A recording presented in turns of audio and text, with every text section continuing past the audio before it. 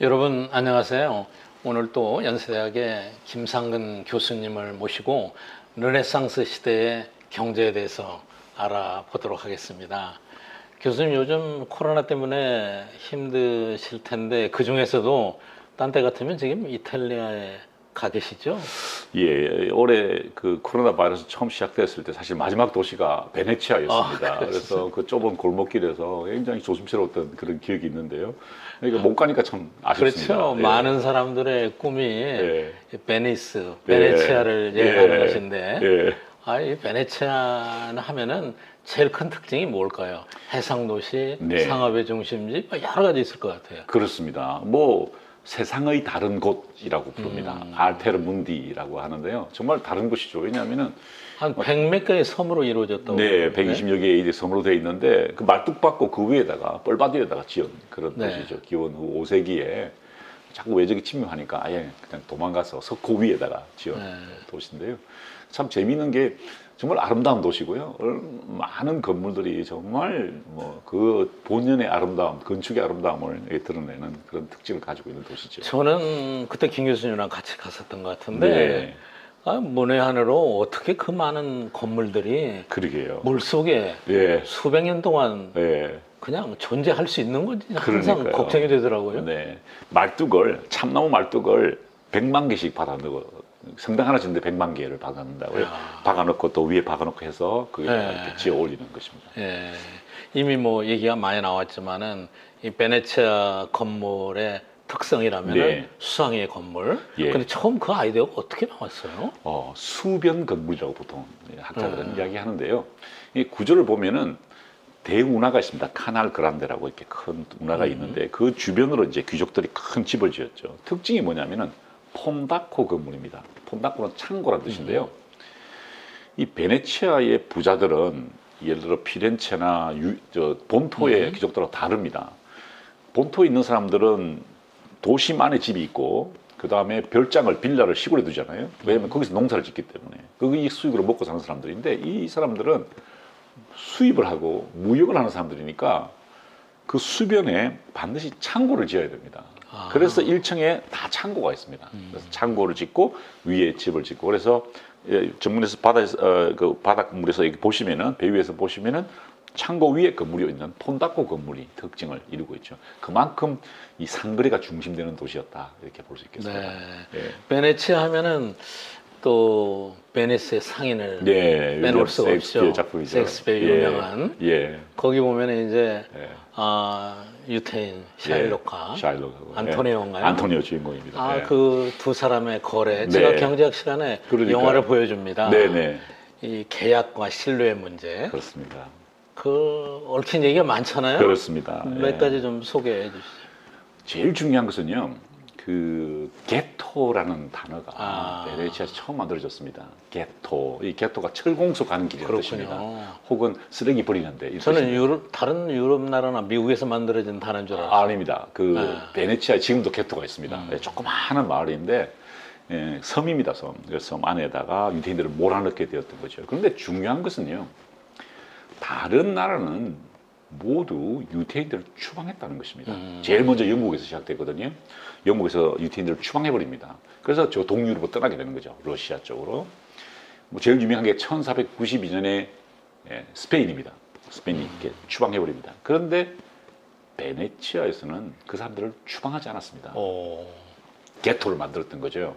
별도로 지역을 예. 만들어서. 네, 그렇습니다. 왜 그랬느냐는 거죠. 남겨두어야 했다는 것입니다.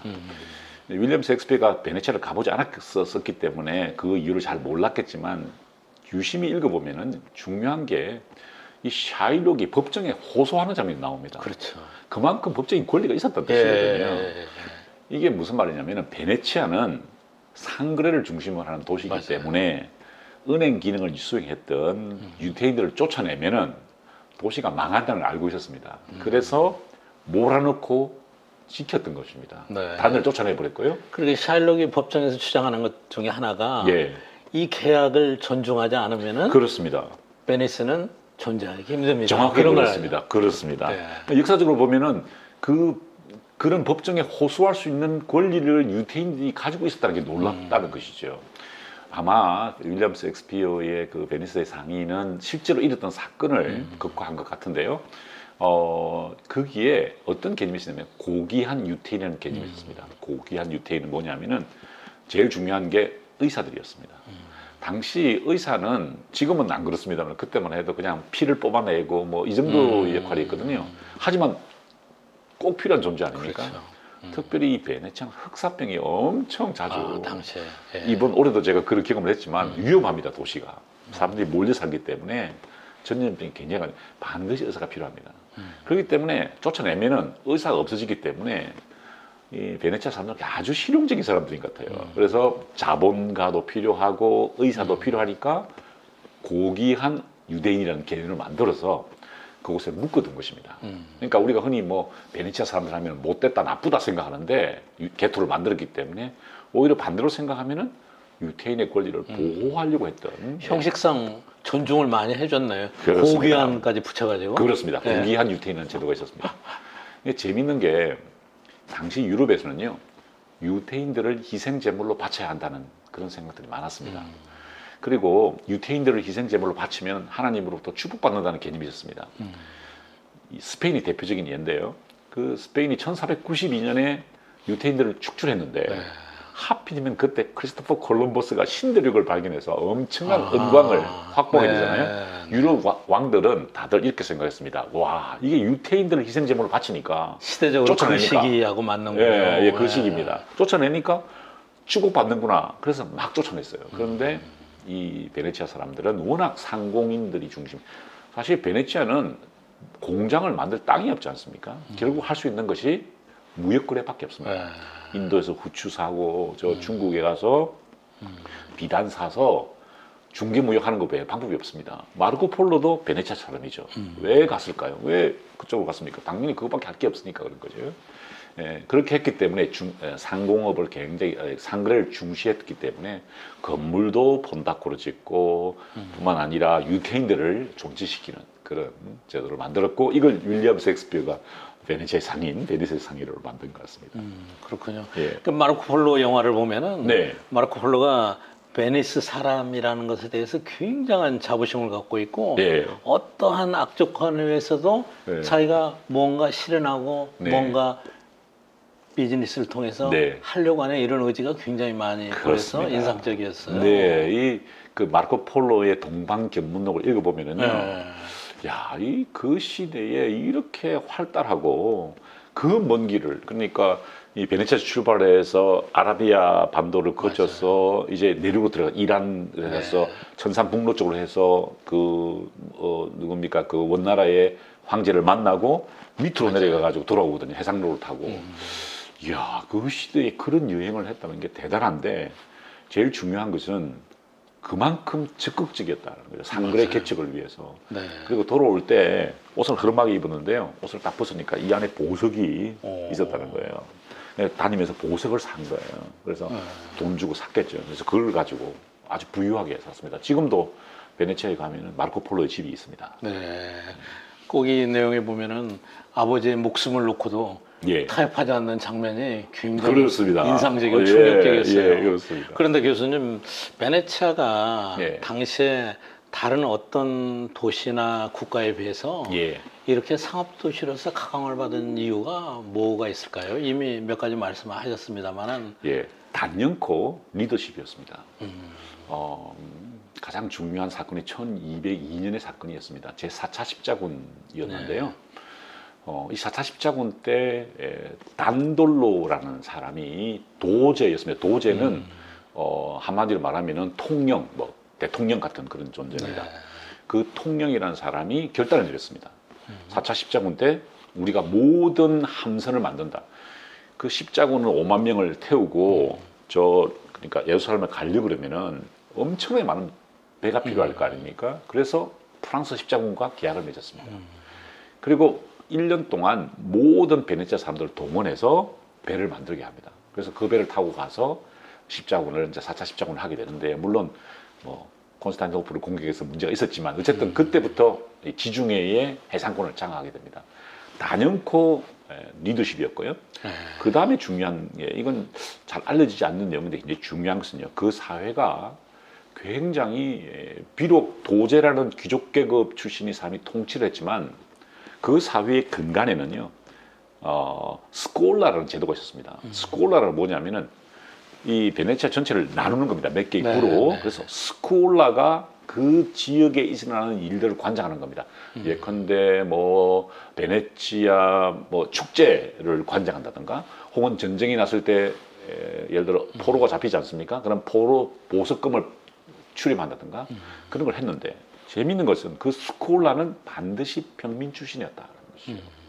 그 평민 출신과 귀족들이 서로 힘의 균형을 유지해 갔다는 것입니다. 그래서 서로 단합했다라는 것이죠. 다들 베네치아 하면은 그 카니발을 연상시키시죠. 베네치아 카니발 다 아시는 겁니다. 근데 카니발이 왜 생겼느냐? 귀족들이 평민들에게 가면을 쓰고 그동안 말하지 못했던 거 다 이야기하라는 겁니다. 뭐 귀족을 놀려도 좋고 뭐 풍자해도 좋다. 좋은 습관이네요. 예, 좋은. 긴장을 풀어주는 거죠. 예. 그리고 단합하는 겁니다. 그래서 그 사회가 안정국민으로 갔다라는 것이죠. 그러니까 리더십과 그 사회의 안정. 그러니까 모든 계층이 귀족과 평민들이 단합했다. 베네치아의 갤리선은 모두 국가 소유였습니다. 네. 참 재미있는 현상이죠. 상그레를 하는데 갤리선 자체는 국가 소유였고 함께 단합해서 나라를 이끌었기 때문에 베네치아가 그런 큰 한때 이 지중해의 왕자로서 부상하게 된 것입니다. 제도적으로는 또 아까 베니스 상인에서 나왔습니다만은 일종의 상업 활동에 대해서 네, 상당한 자유, 그렇습니다. 상당한 네, 이 보호 이런 그렇습니다. 걸 해줬겠죠. 특히 보험제도가 발달했습니다. 보험제도가. 네, 보험제도가 발달돼서 이제 배가 출항해서 돌아오지 못하면은 이 보험으로 그 손해를 커버해주고, 그 다음에 만약에 거기서 희생자가 생기지 않습니까? 선원들이. 그러면 아까 말씀드린 스콜라에서 그 노젓는 사람들 혹은 그 선원들을 가족들을 보호해 주는 것입니다. 예, 그런 제도가 있었기 때문에 상공을 발전될 수 있습니다. 그것도 아주 재밌는 현상이네요. 네. 모든 사업 활동에는 항상 위험이 따르죠. 그렇습니다. 위험을 어떤 형태로 보장해 주면은 네. 거기서 그런 활동이 활발하지 않을 수 없는 거죠. 그런 것 같습니다. 네. 예, 예. 역시 이제 베네치아도 보면은 중상주의 네. 시대 시작하면서 네. 유럽에서 가장 발전된 도시 중에 그렇습니다. 하나였는데 예. 역시 경제 발전의 역사를 보면은 이 상업 활동이 예. 자유롭지 않은 데서는 발전할 수가 없습니다. 굉장히 그런 것 최근에 같습니다. 이제 경제학자들이 어떤 걸 발견했느냐면은 네. 우리 지금 현생 인류의 그 원래 출발이 네. 호모 사피엔스인데 그렇죠. 예. 체력이나 어떤 이 육체적인 조건으로 얘기한다면은 네안델타린이 그렇죠. 훨씬 강했다고 예, 그래요. 컸다 그러죠. 예, 예. 예, 예. 그런데 왜 그 사람들은 사라지고 네. 호모 사피엔스가 네. 살아남았느냐? 예. 그런데 놀랍게도 예. 트레이드, 아, 교육을 했군요. 교역할 수 있었다. 아, 그렇군요. 그래서 사람들이 만나고 네. 협력하고 네, 네. 자기네 이해관계를 위해서 교역할 수 있었다. 아, 그렇기 때문에 예, 그렇군요. 지금까지 살아남았다 이런 그렇습니다. 발견을 예. 한 적이 있었어요. 네. 그런데 21세기에도 이런 논리는 경제에 예. 그대로 적용되는 것 같아요. 네. 베네치아처럼 자연 환경이 너무나 좋지 않고 네. 아무런 자원도 없고 그렇습니다. 그럼에도 불구하고 네. 그 지역에 대단한 음. 상업 중심지로 발달하게 되는데 음. 글쎄요, 지금 21세기에는 저는 이런 형태를 꼽는다면은 아일랜드 생각할 수 있을 것 아, 같아요. 예, 예. 아일랜드 그렇습니다. 예. 척박하죠. 섬나라고 예. 아무것도 없는데 네. 국민소득이 지금 무려 7만 달러가 넘었어요. 네. 네. 영국보다 더 잘 산다고 아, 하더라고요. 이제는. 그럼요. 그리고 감자가 없으면 다 굶어 죽고 죽어가고 뭐 왕가에서 이런 사는데. 나라였는데 예. 그러니까 세계 어떤 기업이든 어떤 사람이든 자유롭게 네. 와서 투자하고 활동하면은 정부가 그걸 보장해 줬다. 네. 베네치아 정책하고 비슷하네요. 유사점이 좀 있지 예. 않을까 생각합니다. 네. 네, 교수님 감사합니다. 오늘 또 르네상스의 경제에 대해서 김상근 교수님 모시고 알아봤습니다. 감사합니다.